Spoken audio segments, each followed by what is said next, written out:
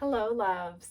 So it's almost Thanksgiving here in the States, and we are going to spend a little time together today doing a full review. Yes, my complete and unadulterated opinions on the Medicine Heart Oracle Shamanic Wisdom of the Divine Feminine by Alana Fairchild. Yes, that's what we're going to be talking about today. Here, let's put her here. Does that look nice? Yeah, let's do that. Okay. Side note, yes, it's almost Thanksgiving. My schedule this Monday and Tuesday is crazy because Vincent doesn't have school for the rest of the week. So, brief moment to just say how delightful it is to enjoy a lunch break watching Jane Eyre, the Timothy Dalton version from, I believe it was like the late 70s or the early 80s. And then the other thing that I'm in love with today, just side note before we get real about Medicine Heart Oracle, are my new sorrels. Yes, I got sorrels for winter here, and these have like a little heel and they're super cute. They're making me so happy. You know when you just get something that like, oh, it's so good. That's the feeling I have about my new shoes. Although I always say the name wrong. I don't think they're sorrels. Are they sorrels? Whatever they are. They're a really good brand for if you live somewhere where it snows and it's bad weather all the time. And this way I can wear heels and still be comfy and not slip on the pavement at school pickup. So that being said, I promised you guys I would do this, and so we're doing it. Oh guys, I really wanted to love this deck so much. I wanted to love this deck so much. First of all, the backings are some of my all-time, maybe my all-time favorite backing ever. Raven and Owl. Any way you turn the deck, it's just beautiful. I will keep this deck for this backing alone. I think that pretty much says it all. It's absolutely beautiful. The cardstock is typical Blue Angel matte cardstock quality, kind of what we expect. There's nothing that deviates from that. I have done an unboxing, which I will post in the description box below. I'll post a link to that below because I'm not going to go over like how many pages are in the guidebook and each and every card and like I usually do. I want to talk more about my experience with the deck. So the artwork is really beautiful. I know some people have said like they wish that there was more age diversity, more diversity in general in this deck. And I do understand that. I will say I do think the images are really beautiful. And so aesthetically, this deck is gorgeous. So from a collector's perspective, if you are looking for something that's aesthetically pleasing that you want to add to your collection, it's really beautiful. I was struggling to connect with this deck for daily draws. And so I posted on Instagram, which by the way, guys, I am posting a lot more on Instagram, thanks to some recommendation by some lovely friends. And so I am posting more on Instagram, just daily life stuff and like little bits and pieces and more reels and stories and things like that. So if you want to connect with me more, Instagram's a great way to do that. But I did post on Instagram at the beginning of November that I was going to try really hard to connect with this deck before I did this review, that I'd really been struggling. And so I decided, okay, daily draws are not working, and I'll explain why in a moment.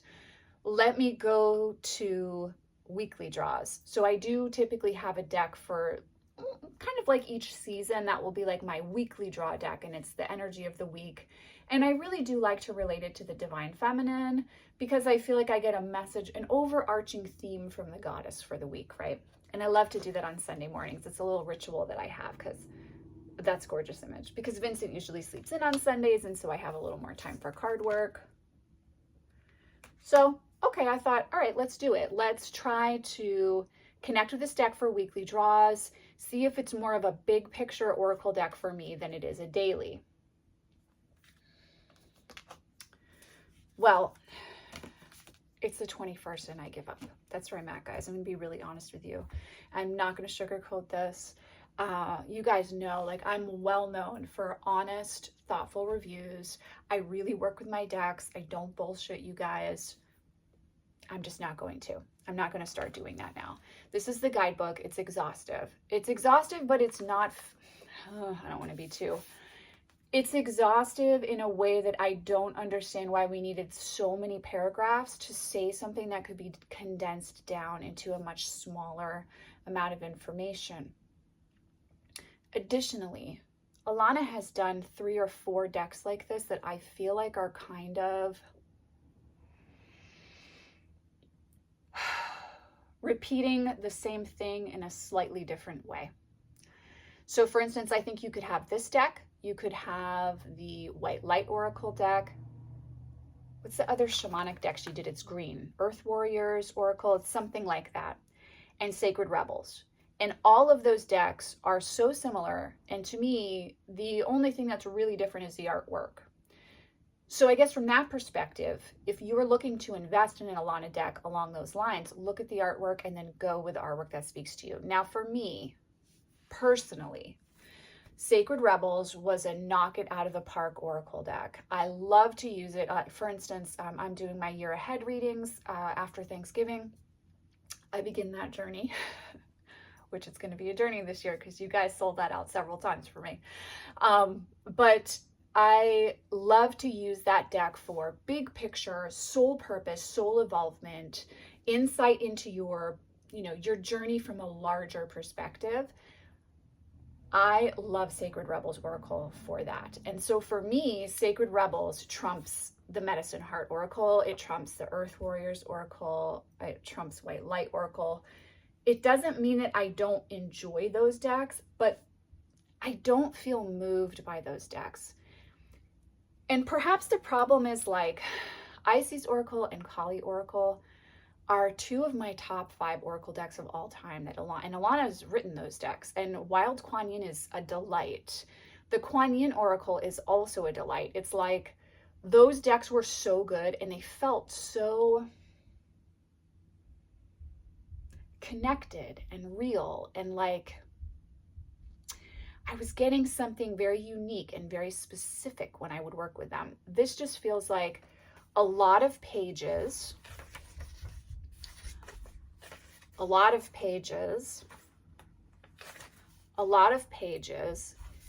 and I don't know, I feel like in each of the guidebook meanings, she's just throwing like 5 different things that it could be. And so it ends up feeling convoluted, wordy, and I haven't had the really personal connection to the artwork that I was looking to have.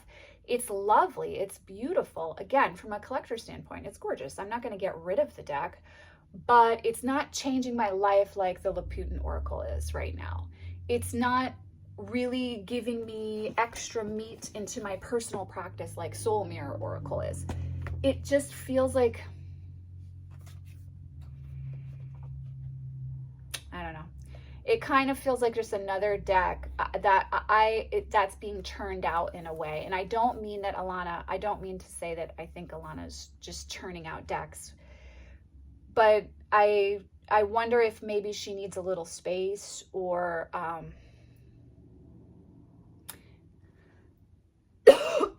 don't know. I think if this is your first Alana deck, you're probably really going to enjoy it. I think if you already have Sacred Rebels, if you already have Divine Circus, if you already have White Light Oracle, if you already have I believe it's called Earth Warriors Oracle. So I know one of you will correct me if I'm wrong there, but if you already have those decks, I don't think that this deck is going to blow you away or be a new window into living a life in alignment with your purpose, in alignment with the sacred feminine. I think it falls a little bit short, and I'm honestly frustrated with the deck, and I just don't want to work with it anymore. And I don't say that often.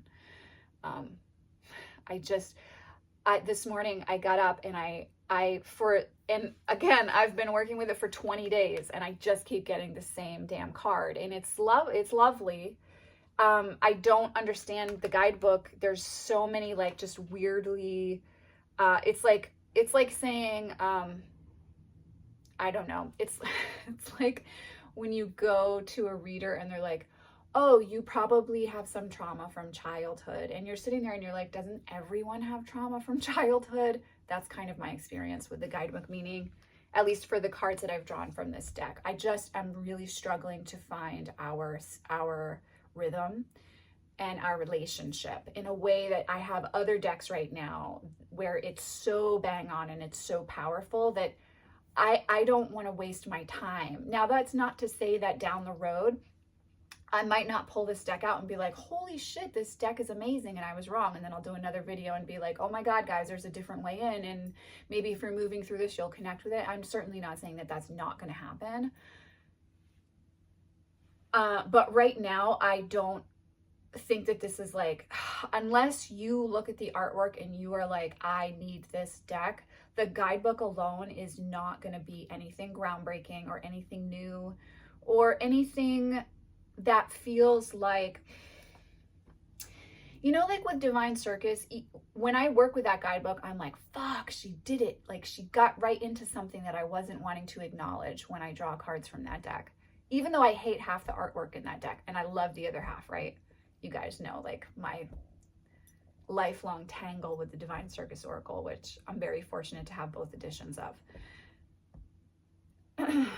This deck doesn't feel like that. It feels like, well, I drew a card and I probably have trauma, so I should probably say some prayers and open up to the Great Mother. Like, and I'm not, those things are good advice. I'm not saying that. It's not. I'm just saying that it's not nuanced like, say, the Kali Oracle is. It doesn't feel the same level of empowering and truth promoting that I feel the Isis Oracle does. And it doesn't open me up to my own abandon the same way that the Wild Kuan Yin Oracle does. All decks by Alana. So please, by no means, I'm not like knocking Alana. She's done some of my absolute favorite Oracle decks of all time. But honestly, for me, I was like, why do I have White Light Oracle and why do I have the Medicine Heart Oracle? Like, I don't need both of them. And the artwork is gorgeous in both of them, so I'm not going to get rid of them. But how often am I going to use these? Like, you have no idea how excited I am to not pull a card from this deck. And that says a lot because I pull cards from like 20 decks a day, every day, because this is what I do. This is my life, right? And joyously so. And I am so grateful every day I get to get up and play with Tarot and Oracle and do readings and workshops and mentorships and create content that I feel very in alignment with. And this deck just isn't doing it for me. It's just not, it's not the one. It's not the one. I say this, and you know, I say it with love and reverence for Alana, but